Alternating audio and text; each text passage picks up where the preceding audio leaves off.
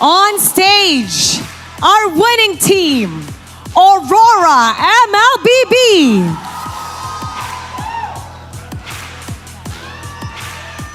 Demon Kites, congratulations. Nakita ko kanina, you hugged every single one of them. How does it feel na ikaw ang naglaglag sa dati mong koponan? Actually, medyo parang neutral lang. Malungkot, tas masaya, ganun. Kasi sa buong karir ko naman sila din yung nakasama ko ng matagal. Kaya yung respeto ko talaga sa kanila. What is your message to RSG Philippines?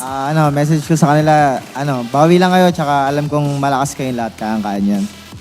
We know them. We know they can do it.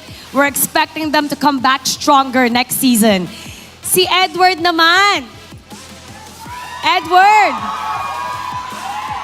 with your win, nakatulong ka sa dati mong koponan na Blacklist International na makapasok sa playoffs. Sa'yo naman, how does it feel na sa'yo nakasalalay yung pagpasok nila?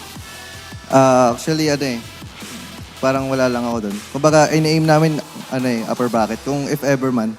So, kailangan namin mapanalo yung matches namin, parang gano'n. And what is your message naman sa Blacklist International? Thank me later. Thank me later. And now, our MVP. Let me hear some names. Who do you think it is? Sino? Paiba-ibang names ang sinisigaw ng ating mga madlang people. And let's take a look at the screen. Edward! Edward, Aurora fans are really rooting for you every time. Lagi ko sinasabi, todo sila, palaging sold out. Anong gusto mo sabihin sa inyong mga fans? Ayan, maraming salamat sa pagsuporta. Mula week 1 hanggang week 8. Ayan. Tsaka supportahan niyo yung namin. Yung MDL, tsaka yung manood kayo sa watch party na Aurora.